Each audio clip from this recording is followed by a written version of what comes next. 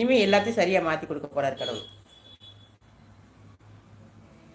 கடவுள்கிட்டே பேசுகிறீங்க, பேர் சொல்லலைன்னா எப்படி? கடவுள் பேரே கடவுள் தான். அவருக்கு பேரே கடவுள் தான். அவர் இன்னும் பேரெல்லாம் சொல்லலை. அவருக்கு ஒரு பேர் அவர் சொல்லலை. துணை பேர் அந்த பேரெல்லாம் அவர் சொல்லலை. நான் கடவுள், அவ்வளோதான், முடிஞ்சு. ஹாய், வணக்கம். என்னது வந்தீங்களா அம்மா? வணக்கம். ஹலோ சிஸ்டர், இனிய காலை வணக்கம் சிஸ்டர். வருக, வணக்கம் வணக்கம். அப்படியா?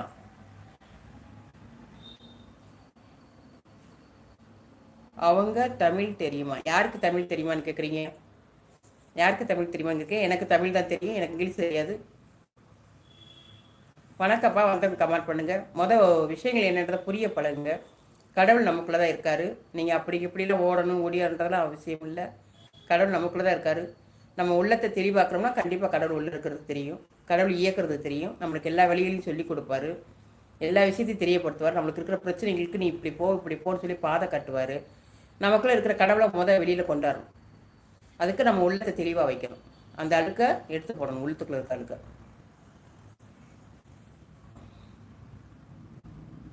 அதெல்லாம் நான் சொல்ல மாட்டேன், ஓகேங்களா? அதெல்லாம் சொல்ல முடியாது. அதான் நீங்கள் தான் ஆடுறீங்க எல்லாரும். விஜய் வரட்டும், விஜய் வரட்டும், விஜய் வரட்டும். எல்லா மக்களும் சின்ன பிள்ளை 7 வயசு 8 வயசு பிள்ளை கூட வந்து கேட்குது. அவருக்கு தான் ஓட்டு பண்ணின்னு பண்ண வைங்க. ஜெயிங்க. நீங்கள் தானே சொல்கிறீங்க விஜய் நாங்கள் ஜெயிக்க வைப்போம், ஜெயிக்க வைங்க.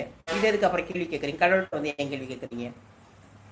எனக்கு பொறுத்த வரைக்கும் கடவுள் தான் ஆட்சி வரணும், சரிங்களா? மனுஷனோட ஆட்சி எந்த ஆட்சியும் போய் பிடிக்காது. மனுஷனுக்கு கீழே இருக்க ஆட்சி பிடிக்கவே பிடிக்காது. எனக்கு கடவுளோட வருகை தான் வரணும். கடவுள் வந்தால் தான் நம்மளோட கஷ்டம்லாம் தீரும். எவனும் தீர்க்க மாட்டான். அவன் பணம் சம்பாரித்து வச்சு அவனுக்கு பெருமை சேர்த்துக்கிட்டு அவன் தான் வாழுவான். மக்களுக்கு யாரும் செய்ய மாட்டான். செய்யணும்னு நினைக்கிறவன் கையில் இருக்கிற காசு இப்பயே கொடுப்பான், சரிங்களா? இப்பயே கொடுப்பாங்க. இப்பயே மக்கள் நிறைய பேருக்கு கொடுக்கலாம். அவங்ககிட்ட பணம் நிறைய இருக்குது, கோடி லட்சம் கோடி இருக்குது. கொடுக்கணும்னு நினச்சா கொடுக்கலாம். அவர் அரசியலுக்கு வந்துட்டு தான் அவங்க களை எடுக்கணுன்ற அவசியம் இல்லை. இப்பயே கொடுக்கலாம். யாரும் கொடுக்க மாட்டாங்க. அவங்களுக்கு பெருமை தான் சேர்ப்பாங்க. மக்கள் தான் சும்மா கத்தி கத்தி தொண்டை கிளியே கத்திட்டு உங்கள் வீடு போய் சேருவீங்க. பரம்பொருள் பரம்பரம் பராபரம் என்று சொல்லுகிறார்களே, அது என்ன தாயே? அப்போ விஜய் அதில் பரம்பொருள் பராபரம், அது பரம்பொருள்னா என்னன்னு எனக்கு புரியல. பராம்பொருள்னு எனக்கு தெரியல. எனக்கு தெரிஞ்சது கடவுள் ஒருவர் தாங்க. கடவுள் தான். நீங்கள் நம்ம கீழே வணங்குறதுக்கு எல்லாத்துக்கும் ஒவ்வொரு கதை வச்சுருக்காங்கங்க. கீழே இருக்கிற அத்தனை சாமிகளும் ஒவ்வொரு கதைகள் ஒவ்வொன்றையும் உருவாக்கி வச்சுருக்காங்க. நீ இதை தொட்டா தீட்டு, அதை தொட்டா தீட்டு, அதை செஞ்ச தப்பு, இதை செஞ்ச தப்பு, இதை சாப்பிட்டா தப்பு, இதை சாப்பிட்டா தப்பு, நீ இப்படி இருந்தேன்னா தப்பு, அப்படி இருந்தா தப்பு. இதுதாங்க சொல்கிறாங்க எல்லாருமே. இதைத்தான் சொல்லித்தராங்க நம்மளுக்கு. புராணங்கள், பழைய விஷயங்கள் எல்லாமே தவறு தவறு. நீ இதை செஞ்ச தப்பு, இதை செஞ்ச தப்பு, இது பாவம், அது பாவம், இதைத்தான் சொல்லித்தராங்களே தவிர நம்மளோட பிரச்சனைகளை தீர்த்ததா யாருமே இல்லைங்க. நம்ம எவ்வளவோ சாமிகளை வணங்கியிருக்கிறோம். நம்ம பிரச்சனையை தீர்த்தது எந்த சாமின்னு மட்டும் சொல்லிடுங்க. எந்த சாமி நம்ம பிரச்சனையை தீர்க்குது அதை சொல்லுங்கள். யாருமே மனுஷங்க எப்படி தனக்குன்னு வாழ்கிறாங்களோ அதே மாதிரி தான் சாமிகளும் வாழ்கிறாங்க. தனக்கு பெருமையாக தான் சாமிகள் வாழ்கிறாங்க. மக்களோட குறைய யாரும் தீர்க்கலை. கடவுள் தான் தீர்ப்பார். அவர் தான் இனிமேல் தான் வரப்போறார். இனிமேல் தான் பூமிக்கில் வராரு. இனிமேல் தான் எல்லாரோட பிரச்சனையும் தீரும். நான் சொல்கிறது உங்களுக்கு புரியாமல் இருக்கலாம். யோசிச்சு பார்த்தீங்கன்னா புரியும். விஜய் அண்ணெல்லாம் ஒன்றும் கடவுள் பிள்ளை இல்லை. அப்போனா அவர் சொத்தை பிள்ளைகளுக்கு எழுதி வைக்க சொல்லு. ரசிகர் நீ கத்திரி இல்லை, உனக்கு எழுதி வைக்க சொல்லு. சொத்தை மட்டும் உங்கள் பேருக்கு எழுதி வைக்க சொல்லுங்கடா. அவர் கடவுளே நான் சொல்கிறேன். அவர் சொத்து இருக்குல்ல, எத்தனை கோடி ரூபா வச்சுருக்காரு. சும்மா கத்தாதீங்க. வீட்டில் உட்காந்துக்கிட்டு உங்கள் தாய் தப்பை உங்களை வளர்த்துக்கிறாங்க. என்ன தாய் தப்புனுக்கு என்ன செய்யணும், ஏது செய்யணும் போது அதை போய் யோசிங்க. போய் எவனோ ஒருத்தனுக்காக உட்காந்துட்டு ஓட்டு அலையாதீங்க. இல்லைன்னா அவனை எல்லாத்துக்கும் எங்கெங்கே ஜிஹெச் இருக்கோ அங்கே போகிற சாப்பாடு கொடுக்க சொல்லுங்க. உங்கள் விஜய்கிட்ட சொல்லுங்கள், சரிங்களா? நான் யாருக்குமே சப்போர்ட் கிடையாது. விஜய்க்குன்னு கிடையாது, ஸ்டாலினுக்கா, எடப்பாடிக்கா, அவர்களுக்கா, இவங்களுக்கா, யாருக்குமே நான் கிடையாது. நான் கடவுளோட வருகை கேட்குறேன். நான் மனுஷியாக கேட்குறேன். உங்கள் விஜயை எங்கெங்கே ஹாஸ்பிட்டல் இருக்கோ அங்கே பூரா சாப்பாடு கொடுக்க சொல்லு. முதல்ல உணவளிக்க சொல்லு. எல்லா ஜிஹெச்கிட்டையும் உணவளிக்க சொல்லு. அவர்கிட்ட பணம் இல்லையா? பணம் இருக்கா இல்லையா அவர்கிட்ட? சும்மா ஓட்டு கட்டிட்டு உட்காந்துருக்காதீங்க. நீங்களாம் உங்களுக்கு 10 பைசா பிரயோஜனம் இல்லை. அதையே ஓட்டு கட்டி உயிரை வாங்குறீங்க நீங்கள்? சொல்லுங்க. ஆமாம், அண்ணா கொடுக்குறாரு, நல்லா கொடுக்குறாரு, போங்க. அண்ணா கொடுக்குறாரு, போங்க.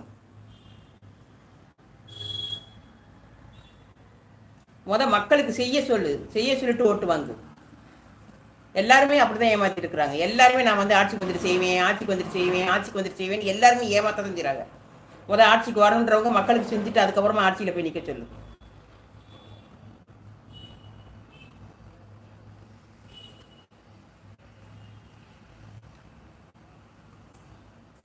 நியூஸ்காரனுக்கு கொடுத்துருப்பான் நியூஸ் வாசிக்கிறதுக்கு.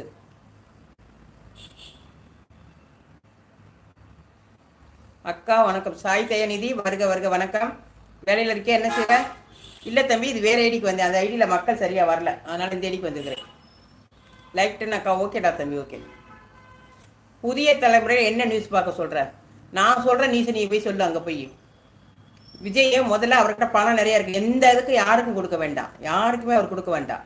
ஜிஹெச் கிட்ட சாப்பாடு வழங்க சொல்லு, தயவு செய்து அந்த வேலையை செய்ய சொல்லு.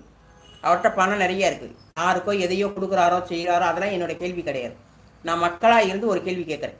ஜிஹெச்ஆர் இருக்கிற அவர்கிட்ட பணம் இருக்குது, தினமும் ஒரு வேலையாவது ஜிஹெச்சிட்டு இருக்கிற மக்களுக்கு எல்லாருக்கும் சாப்பாடு மட்டும் வழங்க சொல்லு. நான் அவர் நல்லவர்னு நான் சொல்கிறேன், ஓகேவா? மக்களுக்கு செய்வார்னு நான் நம்புகிறேன். இன்னும் 4 மாதம் இருக்கிற ஓட்டு பண்ணுறதுக்கு இதை செய்யுங்க போங்க. நீங்கள் எல்லாம் அந்த இளைய தலைமுறைகள்லாம் இருக்கீங்கல்ல, எல்லாரும் போய் அவன்கிட்ட விஜய்கிட்ட காசை வாங்கி செய்யுங்க, ஓகேங்களா? இதை மாற்றுங்க, கண்டிப்பாக அவர் நல்லவர் நம்ம புரிஞ்சுக்கலாம்.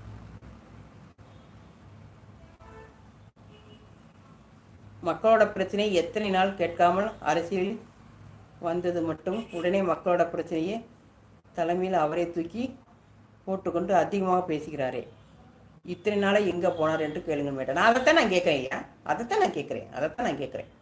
நானும் ஒரு மக்களாக தான் நான் கேள்வி கேட்குறேன். பணமே இல்லையா அவர்கிட்ட? பணமே இல்லையா?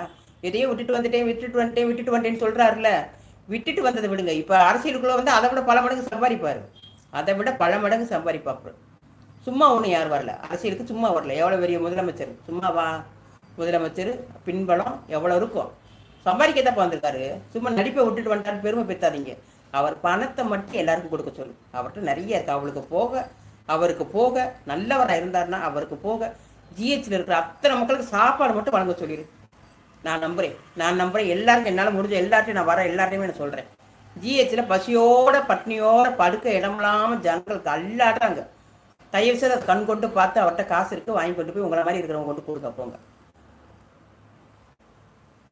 இன்னைக்கு அரசியல் வந்ததுக்கு அப்புறம் குழந்தைய தூக்குறதுன்னா அதை தூக்குறதுன்னா நான் தான் டானு, நான் தான் டக்கு, நான் தான் அது, நான் தான் இது. ஏன் இப்படி? எப்படி இந்த மாயத்துக்குள்ள கட்டுப்படுறீங்கன்னு எனக்கு ஒன்றும் புரியல. எப்படி இந்த மாயத்துக்குள்ள கட்டுப்படுறீங்க? உங்களுக்கு சொந்த உணர்வுகள் இல்லையா?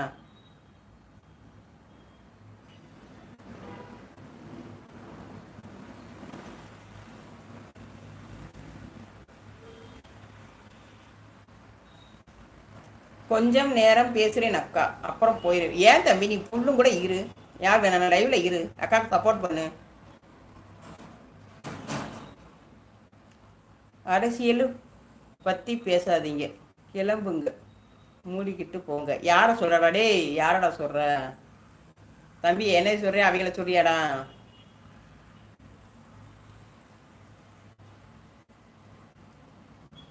அவன் இவன் பேச உன் கடவுள் உனக்கு அதிகாரம் கொடுத்துச்சான். தப்பு செய்கிறவங்க எல்லாம் பச்சை குழந்தை கூட பார்த்தா ஸ்டாலினை கூட தான் அப்படி வச்சு செய்கிறீங்க. ஸ்டாலின் கூட என்ன இப்போ எவ்வளோ பெரிய மனுஷன், அவருக்கு மரியாதை கொடுக்குறீங்க நீங்கள். பெரிய சொன்னவொன்னே உனக்கு கோவம் வருது. நாங்கள் நடிகர் விஜய் வந்துட்டான் அப்போ தான் நாங்கள் சொல்லி படிக்கிறோம். படம் பார்த்தா விஜய் வருவான், விஜய் சட்டை போடுவான், விஜய் இந்த மாதிரி ஸ்லீப் கட்டுவான், அந்த மாதிரி தான் நாங்கள் பேசி படிக்கிறோம். இன்னைக்கு புதுசாக அவரெல்லாம் நாங்கள் சொல்ல முடியாது, உங்களுக்காக அவர் இவரெல்லாம் சொல்ல முடியாது, ஓகேங்களா? ஸ்டாலினை போட்டு எவ்வளோ கலைக்கிறீங்க. அவர் எவ்வளோ பெரிய அனுபவசாலி, எவ்வளோ. நான் வந்து திமுக காரி கிடையாது, ஓகே? யாருக்குமே நான் ஓட்டே போட மாட்டேன், சத்தியமாக என் வாழ்நாள நான் யாருக்கும் ஓட்டே போட்டதில்லை. திமுக பாவம், அந்த மனுஷன் பெரிய மனுஷன், அந்த வயசு கூட மரியாதை கொடுக்குறீங்களே, வச்சு என்னன்னா வச்சு வறுத்து எடுக்கிறீங்க.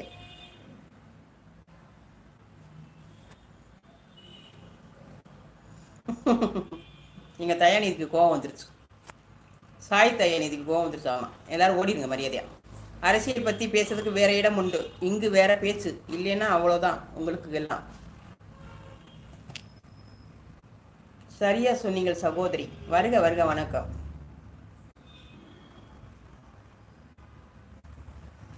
கடவுள் பற்றி ஏதாச்சும் கேள்வி இருந்தால் கேளுங்கள், இல்லை என்றால் அமுக்கி போங்க. என்னடா தம்பி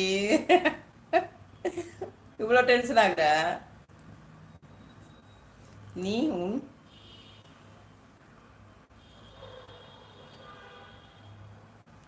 ஆசை கத்துல ஆசை இவனுக்கு பாரு, எல்லாம் இவனுக்கு என்னென்ன பிரச்சனைனா ஆசையை காதுல தூது விட்டாராம். சரியாக சொன்னீங்க சகோதரி. நிறைய இருக்குப்பா, அரசியல்லாம் நிறைய இருக்கு, உள்ளத்துக்குள்ள இருக்குது, பொங்கிக்கிட்டு இருக்குது. நம்ம பேசக்கூடாதுன்ற ஒரே காரணத்துக்காக அமைதியா இருக்கேன். நம்ம கடவுளை பத்தி பேசணும், கடவுளோட வருகை தான் நமக்கு வரணும். கடவுள் வந்தா தான் நம்ம பூமியில எல்லாருக்கும் எல்லாமே விடுதலை கிடைக்கும். யாரும் எடுக்க மாட்டோம், விடுதலை கொடுக்க மாட்டாங்க.